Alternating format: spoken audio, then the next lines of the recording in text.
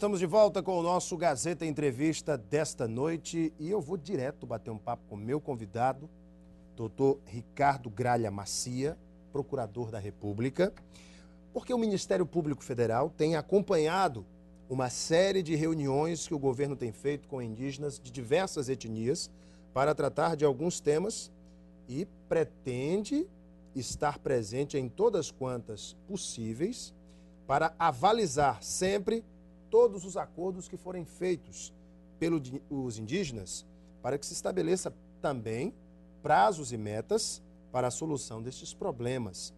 O acompanhamento da questão indígena é parte das atribuições constitucionais do Ministério Público Federal. Tudo isso em virtude da ocupação da FUNAI, você que tem acompanhado nossos telejornais, verificou a ocupação da FUNAI e os indígenas têm algumas reivindicações que são bastante pontuais. A demarcação urgente de suas terras, a questão do atendimento de saúde em diversas aldeias, cobram da FUNAI a defesa intransigente dos interesses dos indígenas e também a questão da educação nas aldeias. Doutor Ricardo, muito boa noite. Boa noite, Larry. Tudo bem, doutor Ricardo? Tudo bem. Doutor Ricardo, eu quero começar falando dessa questão da saúde indígena.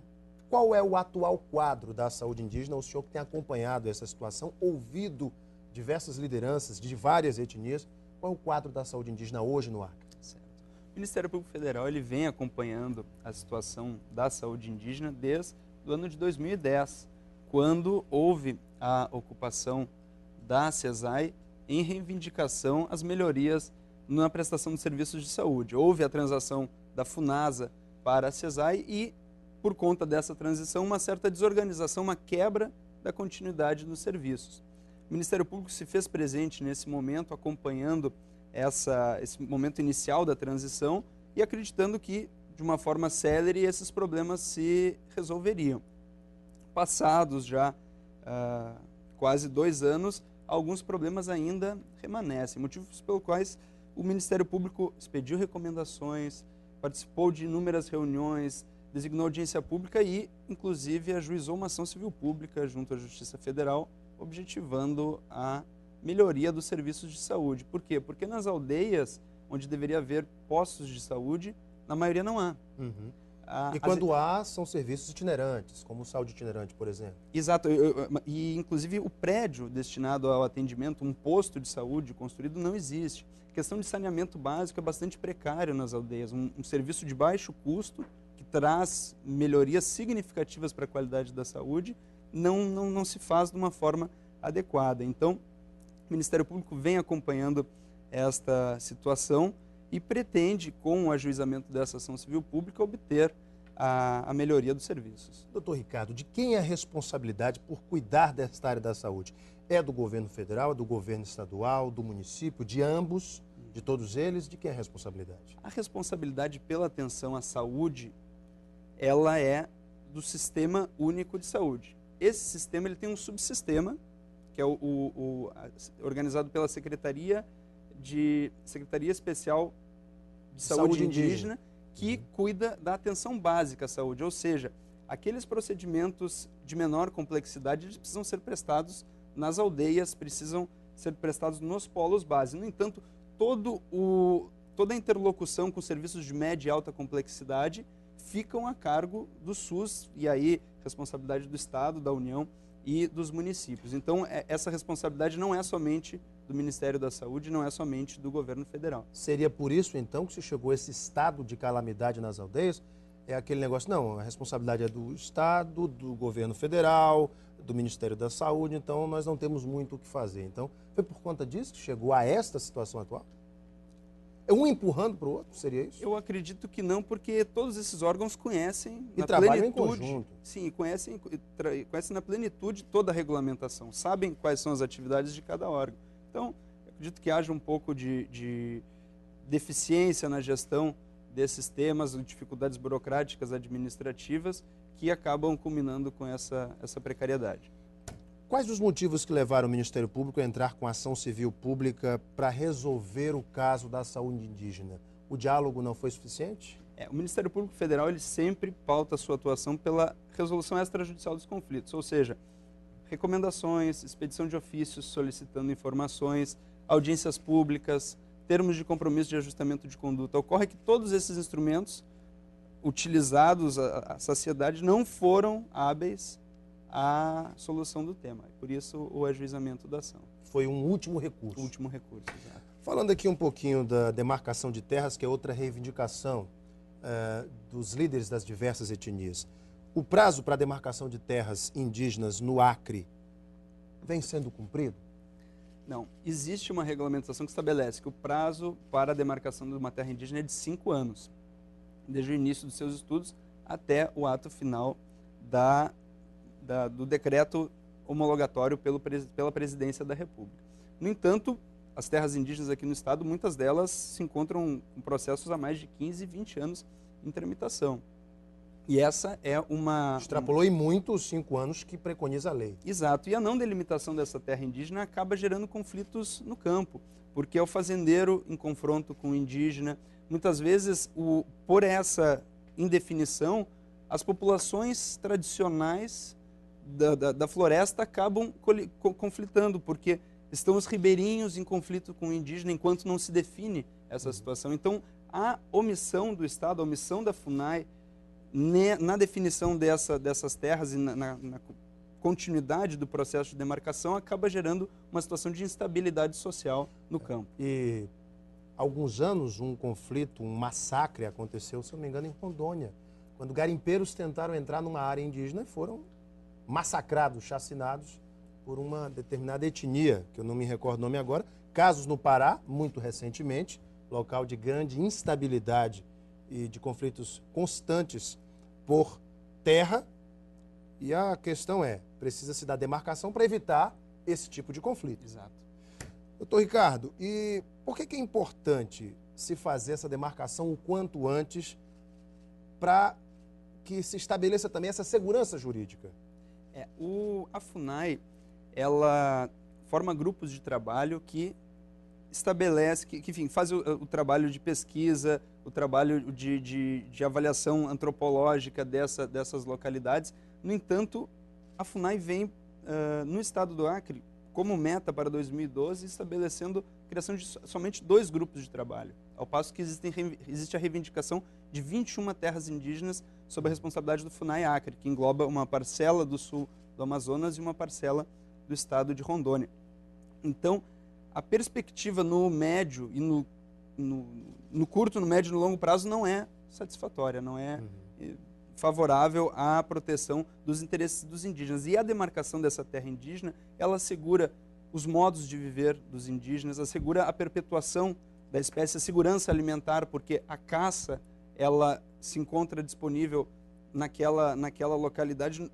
No entanto, quando ocorre uma pressão demográfica no entorno da terra indígena, essa caça ela se torna mais escassa. Então, a definição do espaço territorial indígena é de extrema importância para a preservação das tradições e a sobrevivência dos povos indígenas. Recentemente até houve um debate no Congresso sobre demarcação de terras indígenas, se colocando o exemplo de Roraima, quando existem defensores das terras contínuas e os defensores da demarcação por localidades, pequenas zonas protegidas, reservas indígenas, distribuídas por todo o estado. Este é o modelo acreano?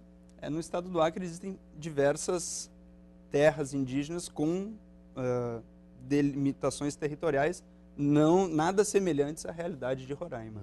São espaços que efetivamente se destinam à preservação daquele grupo que ali se encontra. E são dezenas de etnias diferentes. Agora, outro tema, doutor Ricardo, a educação escolar indígena. Quais são as principais deficiências que foram encontradas nas aldeias com relação à educação indígena? Desde 2009, o Ministério Público Federal tem um procedimento e vem solicitando informações ao Estado, que é o principal prestador do serviço na educação escolar indígena aqui no estado do Acre, acerca das condições das escolas, acerca das equipes de apoio nas escolas, da qualificação e formação dos professores, e essas informações não vêm chegando em conformidade com o que nós estamos solicitando. Os relatos dos indígenas, especialmente ocorridos ontem numa reunião com a Secretaria de Educação, demonstram que faltam equipes de apoio, merendeiras, barqueiros, todos esses profissionais que prestam o auxílio à atividade docente. Faltam escolas, porque muitas aulas estão sendo ministradas nas casas dos caciques, nas casas dos professores, o que não é o ambiente adequado. Escolas em precaríssimo estado de condição e escolas que sequer saíram, estão no papel, mas nunca foram construídas. Esse é dever do Estado. Sim, a prestação da educação escolar indígena, essencialmente no estado do Acre, é estadual. Alguns poucos municípios prestam educação escolar indígena, que serão chamados também a responsabilidade a prestar contas dessas escolas. E a nossa intenção... E aí que eu lhe pergunto, né, que providências o Ministério Público Federal vai adotar nesse caso? Vai convocar os entes públicos, vai fazer algum termo de ajustamento de conduta, sugerir alguma coisa? A nossa intenção, Henrique, é a realização de uma audiência pública. Uma audiência pública no início deste próximo semestre, com que objetivo?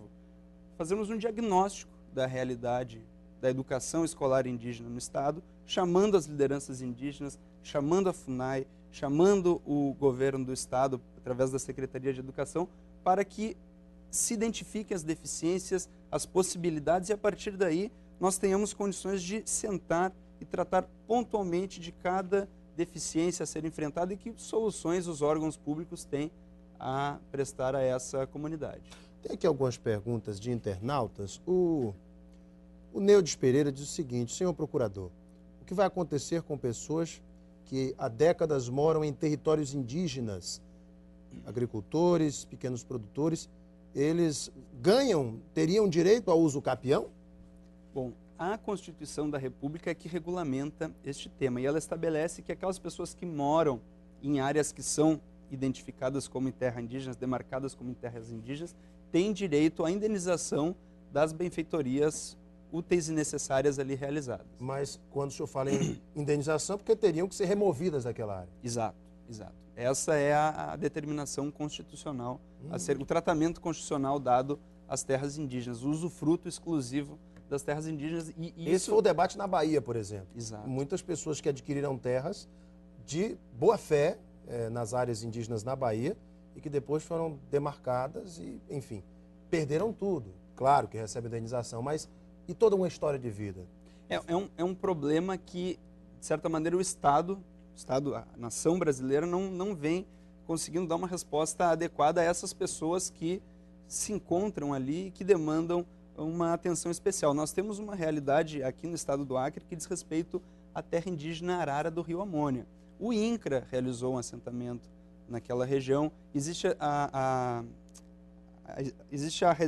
Reserva Extrativista do Alto Juruá naquela região e o Ministério Público Federal vem trabalhando para que tanto a FUNAI, ICMBio e INCRA promovam um reassentamento adequado, célere, qualificado dessas pessoas. Perfeito. E nós estamos trabalhando nesse sentido, para que a desintrusão, a saída dessas pessoas da terra indígena ocorra da melhor forma.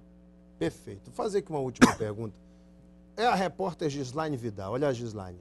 Alan, pergunte ao procurador por que ele estava com tanta pressa na audiência na Justiça Federal, que deixou a imprensa plantada até 1 da tarde, depois de aguardar por 4 horas, e não gravou uma sonora sequer. Isso é uma bronca da Gislaine Vidal, procurador. O que houve? Bom, a audiência terminou a 1 da tarde. A audiência terminou neste horário. A ação foi proposta pela FUNAI contra as lideranças indígenas. Então, os principais atores deste processo são a FUNAI e os representantes indígenas. Estas duas representações se manifestaram perante os jornalistas e a intenção do Ministério Público, a atuação do Ministério Público foi de intermediação para que a saída dos indígenas ocorresse sem violência e da melhor forma possível, encontrando também nessa saída uma oportunidade de obtenção de compromissos da FUNAI. Então, no caso, foi apenas um mediador. Exato. E, uma vez ocorrida a desocupação do prédio sem maiores transtornos, sem maiores constrangimentos, sem uso da força policial nem nada, o Ministério Público vem trazer essas informações acerca da sua atuação, de como vem atuando para enfrentar esses 3 temas de relevância para as comunidades indígenas. Muito bem.